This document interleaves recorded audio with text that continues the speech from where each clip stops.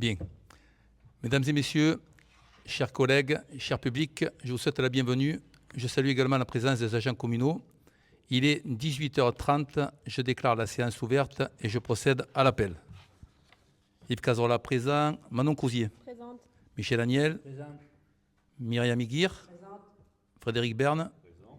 Émeric Navez est absent et donne procuration à Mélina Joly. Mélina Joly. Présente. Jennifer Chapifort. Présente. Jocelyne Moscato n'est pas là, elle donne procuration à Jean-Luc Cagnos. Jean-Luc Cagnos. Présent. Cindy Bonillo. Présente. Sophie Borne, qui donne procuration à Jacques Courret.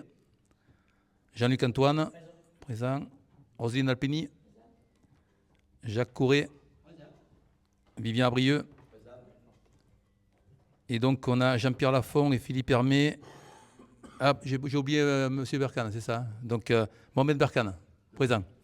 Et Jean-Pierre Lafont donc, et Philippe Hermé, qui sont absents, excusés. Voilà, donc nous allons maintenant désigner le secrétaire de séance. Donc, je vous propose, je crois que c'est Jean-Luc Cagnos, c'est ça? Donc, Jean-Luc Cagnos, donc, qui est contre, qui s'abstient.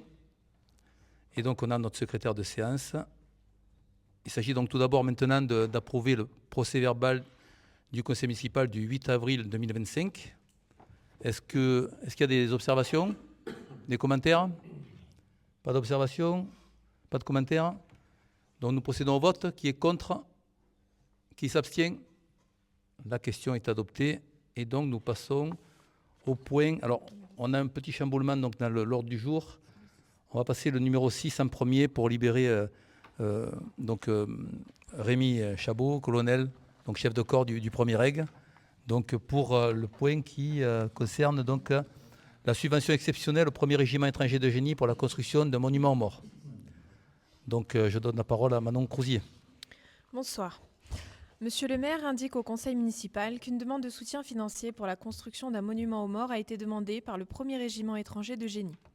Considérant que ce monument aux morts symbolisera le sacrifice, l'engagement total et la fraternité d'armes qui unissent les légionnaires, toutes générations confondues. Il sera également un lieu de recueillement pour les familles, les anciens et les membres de la communauté militaire et civile.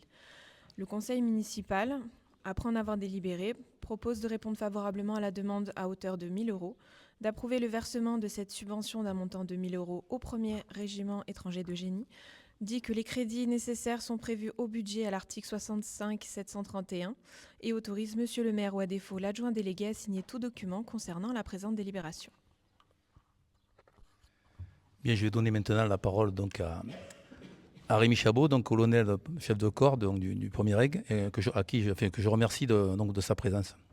Merci monsieur le maire. Donc, je vais très rapidement vous parler un petit peu de ce projet de monument aux morts qui a été lancé par le régiment, dont certains ont déjà pris connaissance.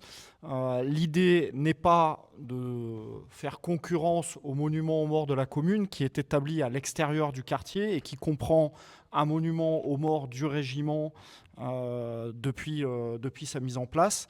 L'idée est bien d'avoir un monument aux morts à l'intérieur du régiment qui permet, lors des cérémonies qui se tiennent à l'intérieur du régiment, qui sont des cérémonies militaires organisées par le régiment, qui ne sont pas les cérémonies patriotiques qui sont organisées par la mairie et les associations d'anciens combattants, auxquelles le régiment continuera bien sûr de participer, c'est normal. Là, il s'agit bien d'un monument aux morts qui permettra au personnel du régiment, aux familles, aux anciens, aux autorités civiles qui participent, dont monsieur le maire, qui participent à nos cérémonies, de venir marquer l'hommage aux 12 morts du régiment en service ou en opération à ce jour, et permettra notamment d'entretenir le devoir de mémoire du régiment, conformément au code d'honneur du légionnaire qui stipule que nous n'abandonnons jamais ni nos morts, ni nos blessés, ni nos armes.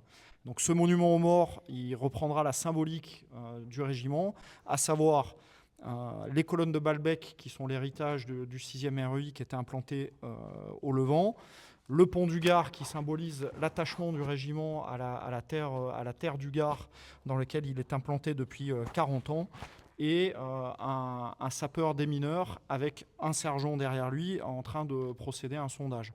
Donc le coût de ce monument aux morts, il a été estimé à environ 100 000 €. Le financement, il va être établi avec plusieurs participants. En premier lieu, le régiment lui-même. Chaque légionnaire, chaque cadre du régiment a cotisé à hauteur d'une fraction de sa solde lors des festivités de Cameron pour financer une partie de ce monument. Ensuite, le fonds d'entraide de la Légion étrangère finance notre projet à hauteur de 30 000 euros. Et ensuite, pour le reste du financement, soit environ 50 000 euros, nous faisons appel aux donations individuelles, au mécénat d'entreprise et à tous les amis du régiment et notamment aux communes de la garnison. Pour la réalisation du monument, je souligne que le régiment va réaliser lui-même le monument, c'est-à-dire que ce sont les légionnaires qui, petit à petit, unité par unité, vont contribuer à la réalisation du monument. Nous avons également mis à profit nos anciens, puisque l'architecte du régiment, c'est le colonel Boulet, qui a servi au régiment et qui fait partie de l'association des anciens légionnaires. Et le sculpteur de la sculpture qui symbolisera le sapeur des mineurs sera réalisé par un ancien du régiment également, Paul Anastasiou, qui est peintre aux armées et sculpteur. Donc c'est vraiment un projet qui, au-delà de l'aspect mémoriel, d'hommage à nos morts, et de devoir de mémoire, est également un projet fédérateur pour le régiment, mais également tous ses amis, ses soutiens, et notamment au premier lieu duquel la commune de Laudun-l'Ardoise. Voilà, donc je vous remercie, monsieur le maire, d'avoir proposé cette délibération, de m'avoir invité pour pouvoir présenter le projet. Et je suis très touché, à titre personnel, mais également au nom du régiment, du geste de la commune pour le régiment. Voilà, merci beaucoup. Merci, mon colonel, pour votre présence et pour cette présentation au conseil municipal. La commune de Laudun-l'Ardoise a la chance et l'honneur d'accueillir sur son territoire le premier régiment étranger de génie, unité d'élite de la Légion étrangère. Sa présence n'est pas seulement militaire, elle est humaine, profondément ancrée dans le tissu local. Depuis de nombreuses années, nous entretenons avec ce régiment des liens solides, respectueux et empreints de confiance mutuelle, construits autour de valeurs partagées, engagement, solidarité, courage, fidélité et fraternité. Les légionnaires du Premier Reich incarnent ces valeurs au quotidien, tant en opération extérieure qu'à l'échelle locale, par leur participation active à la vie de la commune. Ce partenariat se traduit par une coopération permanente, notamment lors de cérémonies commémoratives, de moments de solidarité ou d'événements municipaux. Leur présence confère à Laudun-l'Ardoise une dimension nationale et internationale qui nous oblige et nous honore. C'est dans cet esprit que la municipalité souhaite aujourd'hui apporter son soutien au projet de construction d'un monument aux morts au sein du quartier donc du général Grolet, là où vivent et s'entraînent ces hommes venus de partout dans le monde, unis sous les couleurs de la France. Ce monument aura vocation à honorer la mémoire des légionnaires tombés au champ d'honneur au service de notre pays et sera aussi un lieu de recueillement, de transmission et de fierté. Nous avons donc proposé avec conviction et sens du devoir d'attribuer une subvention exceptionnelle de 1 000 € pour soutenir la construction de cet édifice. Il s'agit là d'un geste fort, symbolique et profondément humain, celui de nos communes reconnaissantes envers ceux qui, par leur engagement et leur sacrifice, rappellent ce que signifie servir et protéger. En participant à ce projet mémoriel, Laudun-l'Ardoise affirme son attachement aux valeurs républicaines, au devoir de mémoire et à la fraternité d'armes qui unit les légionnaires d'hier, d'aujourd'hui et de demain. Mais y a-t-il des remarques, des commentaires? Pas de remarques, pas de commentaires. Donc nous procédons au vote. Qui est contre? Qui s'abstient? La question est adoptée. Mais écoutez, un grand merci, mon colonel. Monsieur le maire, merci à vous. Voilà, et puis merci aussi à vos hommes, à votre régiment, pour ce partenariat qui nous tient tant à cœur. Merci beaucoup. Je vous laisse la plaquette Très bien. pour ceux qui veulent la voir. Et puis je donne rendez-vous au 1er juillet pour la passation de commandement et puis pour la petite séquence de dons. Très bien. Très bien. Très bien, merci bien. Merci à vous. Bonne soirée. Bonne soirée, au revoir. Bon concert. Bien, donc maintenant, nous passons au point numéro 1. Donc on revient au point numéro 1. Ah pardon, c'est le point numéro 2. Donc, point numéro 2, urbanisme, délibération. Donc abroge et remplace la suppression donc, du PUP secteur plan de la Secours, Mélina Joly. Bonsoir. Considérant que la délibération instaurant un périmètre de conventionnement obligatoire de projet urbain partenarial du 28 novembre 2016 a été établie sur un programme des équipements publics par le cabinet d'études Bosc en 2015, dans le cadre de son travail pour la révision générale du PLU, et notamment sur une OAP sectorielle prescrite en 2015 mais non approuvée, considérant que le programme des équipements publics de la délibération instaurant la zone de PUP intégrait le coût d'extension et de renforcement du réseau d'eau potable pour les secteurs, mais que depuis le 1er janvier 2020, la commune a transféré à la communauté d'agglomération du Gard rhodanien la compétence des réseaux humides. Considérant que le programme des équipements susmentionnés prévoyant les aménagements du secteur ne sont plus réalisables, notamment au titre du risque inondation par débordement selon le PPRI approuvé en date du 22 juillet 2022, considérant qu'en vertu du principe de parallélisme des formes, le conseil municipal doit se prononcer sur la suppression du périmètre PUP créé par la délibération du conseil municipal du 28 novembre 2016, considérant que par la délibération du 13 juin 2023, le taux de droit commun de la taxe d'aménagement a été porté à 5% sur le territoire de la commune à compter du 1er janvier 2024. Considérant qu'en vertu de l'article L332-11-4 du Code de l'urbanisme, dans les communes où la taxe d'aménagement a été instituée, les constructions édifiées dans le périmètre délimité par une convention, prévue à l'article L332-11-3, sont exclues du champ d'application de cette taxe pendant un délai fixé par la convention qui ne peut excéder 10 ans.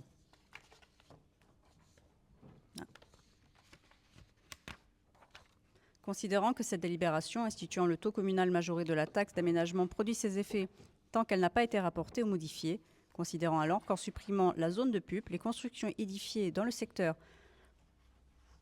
de la SCOUR, telles que délimitées sur le plan annexé à la présente et non incluses dans le périmètre des conventions de PUP, sont à nouveau soumises à la part communale de la taxe d'aménagement de 18%. Le conseil municipal, après avoir entendu l'exposé et après en avoir délibéré à l'unanimité des membres présents, abroge la délibération du conseil municipal du 8 avril 2025 qui est entachée d'irrégularité pour une erreur de fond concernant la taxe d'aménagement applicable conséquente à la suppression du secteur de PUP afin de lui substituer la présente délibération. Abroge la délibération du 28 novembre 2016 portant délimitation des périmètres de projet urbain partenarial du secteur Lascours. Rappelle que le taux majoré de la taxe d'aménagement fixé à 18% sur le périmètre de Lascours se substitue à l'exonération liée à l'obligation de conventionnement de PUP supprimée.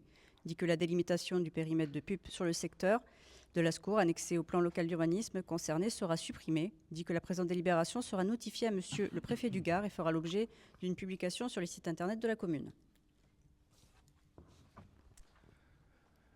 Merci Mélina. Y a-t-il des remarques, des commentaires? Pas de remarques, pas de commentaires, donc nous procédons au vote. Qui est contre? Qui s'abstient? La question est adoptée et donc nous passons au point suivant, le point numéro 3. Donc c'est dossier numéro 3, urbanisme, suppression de la taxe majorée, plan de Lascours. Rapporteur Mélina Joly.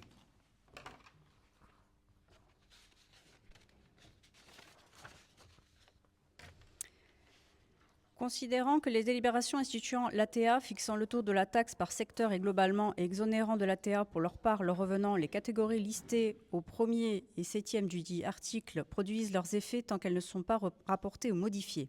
Considérant que la délibération du 13 juin 2023, le taux de droit commun de la taxe d'aménagement a été porté à 5% sur le territoire de la commune de Laudun-l'Ardoise à compter du 1er janvier 2024. Considérant que par la délibération du conseil municipal en date du 20 mai 2025, la zone de PUP du secteur plan de Lascours a été abrogée. Considérant que le taux de la taxe d'aménagement majoré de 18% sur le secteur de plan de Lascours trouvait sa justification, à l'instar de celle établissant la zone de PUP, dans la réalisation d'équipements publics prévisionnés au travers d'un programme des équipements publics portant principalement sur la création d'une voie interne et d'aménagements périphériques, ainsi que la création et le renforcement des réseaux publics nécessaires. Considérant cependant que ce programme des équipements, qui se basait sur un périmètre d'environ 6 hectares, est aujourd'hui réduit, les parcelles étant devenues inconstructibles au regard de leur classement en risque inondation d'aléas forts et modérés dans une zone classée à enjeux non urbains par le plan de prévention des risques inondations, ainsi que représentée sur sa cartographie réglementaire approuvée en date du 22 juillet 2022. Considérant que le projet de route structurante en tant qu'équipement public justifiant la TA majorée traverse un secteur concerné par du risque inondation par ruissellement, le conseil municipal, après avoir entendu l'exposé et après en avoir délibéré, décide la suppression de la taxe d'aménagement majorée à 18% dans le secteur de plan de Lascours, tel que délimité au plan annexé, rappelle que le taux de droit commun de la taxe d'aménagement fixé à 5% sur le territoire de la commune de Launay-Lardoise se substitue au taux majoré supprimé. Précise que ces dispositions sont applicables à compter de l'année suivante de la présente délibération, soit au 1er janvier 2026. Dit que la délimitation du secteur au titre des annexes du PLU concerné sera publiée sur le géoportail de l'urbanisme. Dit que la présente délibération sera notifiée à Monsieur le Préfet du Gard et fera l'objet d'une publication sur le site internet de la commune. Merci Mélina. Y a-t-il des remarques, des commentaires? Pas de remarques, pas de commentaires. Donc nous procédons au vote. Qui est contre? Qui s'abstient? La question est adoptée et donc nous passons au dossier numéro 4, budget participatif 2025, Manon Crousier. Merci. Le maire explique que dans le contexte actuel de réduction des dépenses publiques, l'administration est davantage contrainte à opérer un arbitrage efficace et légitimer des projets et politiques publiques. En ce sens, il expose la volonté de concéder aux administrés un pouvoir de proposition et de décision sur des projets municipaux de moindre envergure, au travers du dispositif de participation citoyenne que constitue un budget participatif. En effet, un tel outil permet de renouveler le rapport entre les administrés et leurs élus locaux en les associant à la politique communale. Aussi, pour la première fois à Laudun-Lardoise, la municipalité souhaite permettre aux habitantes et aux habitants de proposer des projets d'intérêt collectif selon une enveloppe maximale allouée par quartier de 10 000 € TTC, représentant un montant total de 50 000 € sur la commune pour l'année 2025. Le budget participatif sera territorialisé en quartiers relatifs au bureau de vote. Donc secteur 1, mairie, secteur 2, zone est de Laudun, secteur 3, zone ouest de Laudun, secteur 4, zone de l'Ardoise et secteur 5, zone nord de Laudun. Ainsi, la sélection des projets se fera à l'échelle de chaque quartier. L'élaboration du budget participatif s'inscrit dans une démarche de transparence de l'administration et à ce titre, les règles auxquelles il obéit sont déterminées dans le règlement annexé à la présente.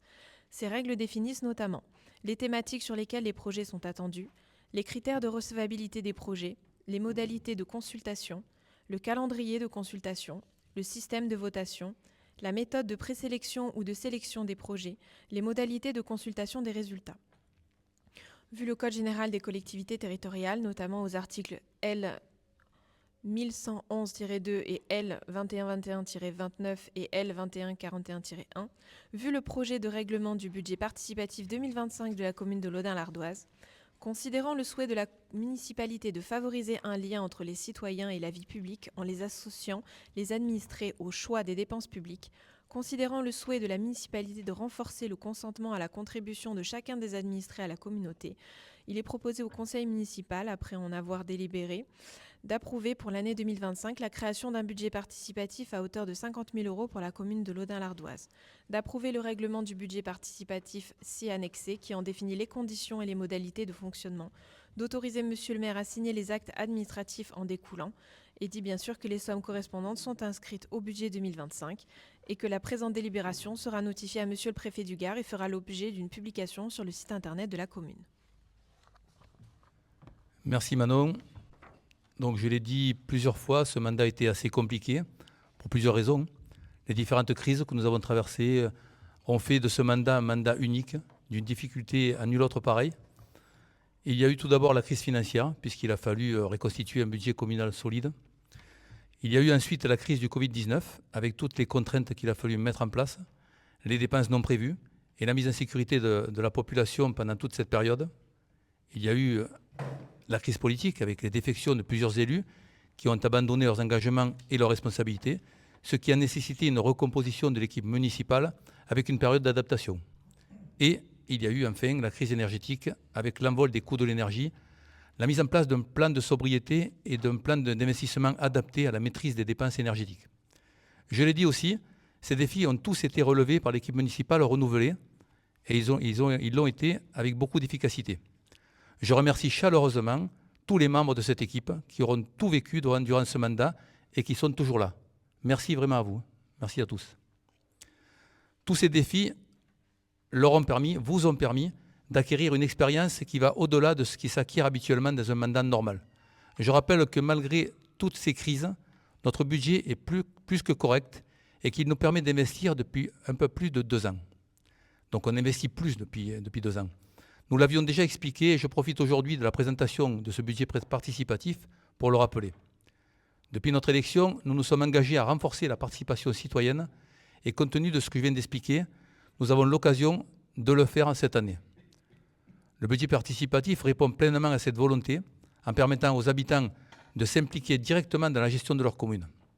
Nous croyons fermement que donner la parole aux citoyens et les impliquer dans les choix budgétaires est essentiel pour construire ensemble un avenir commun, dynamique et solidaire. L'objectif premier est d'impliquer concrètement nos concitoyens dans l'élaboration des projets communaux. C'est une occasion unique pour chacun de devenir acteur de l'amélioration de son cadre de vie, tout en créant du lien social.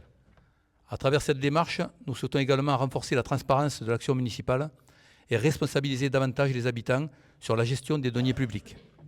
Je ne vais pas revenir sur les modalités qui seront mises en place, Manon en a parlé, et nous allons bien sûr communiquer sur ce sujet dans les jours et semaines à venir. Il ne reste plus qu'à inviter tous les habitants à saisir cette chance exceptionnelle de contribuer activement à la vie de notre commune. C'est une formidable occasion de transformer leurs idées en réalisations concrètes et durables pour le bien-être de tous. Voilà, j'ai relevé quelques exemples de budget participatif.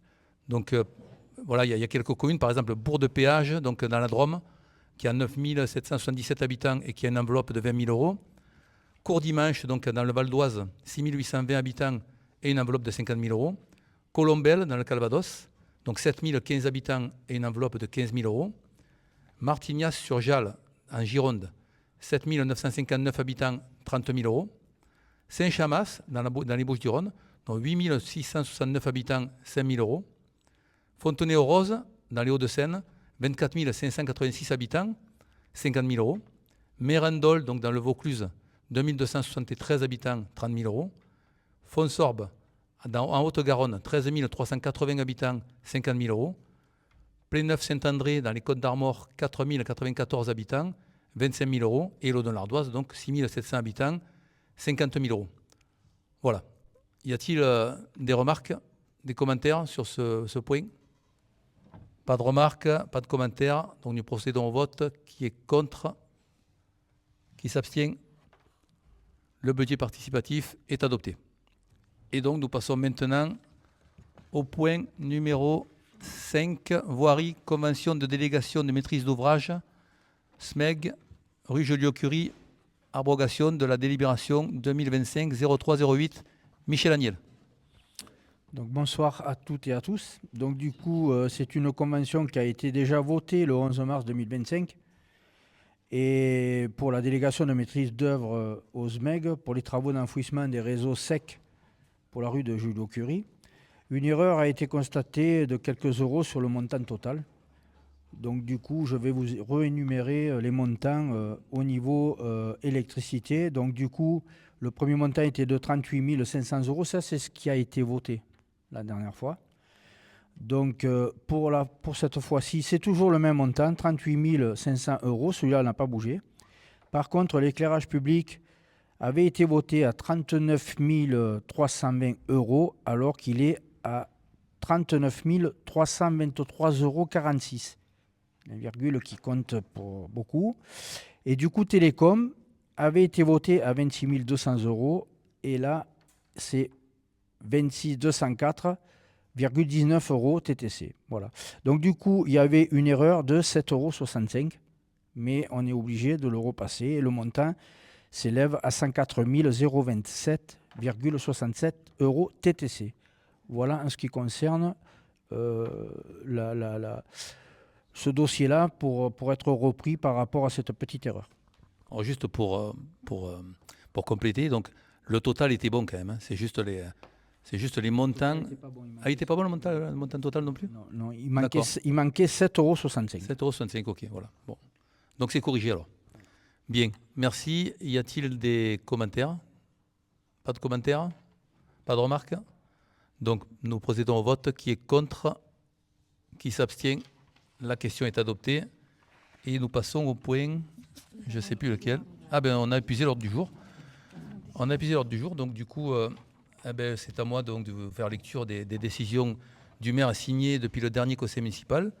Donc la première, c'est un contrat de fourniture du site web La Maison Albert André avec la société Antalpi pour un montant de 36 000 euros, plus 3 600 euros pour la logistique, l'hébergement et la maintenance, donc par an. Donc les 3 600 euros, c'est par an, et pour une durée de 3 ans. Donc la deuxième, c'est ST Injustice et désignation du cabinet Gilles Fourier, avocat plaidant aux fins de défendre les intérêts de la commune dans le dossier Maison Albert André. Et la troisième, c'est le marché 2505, mission de maîtrise d'œuvre pour la réhabilitation de la Maison Albert André avec la société Échelle 1, architecte du patrimoine mandataire, pour un montant de 67 200 euros. Voilà, mesdames et messieurs, chers collègues et chers publics, nous arrivons au terme de ce conseil municipal. Je vous remercie pour votre présence. Il est exactement 18h55. Je clôture ce conseil municipal et je souhaite à toutes et à tous une excellente soirée.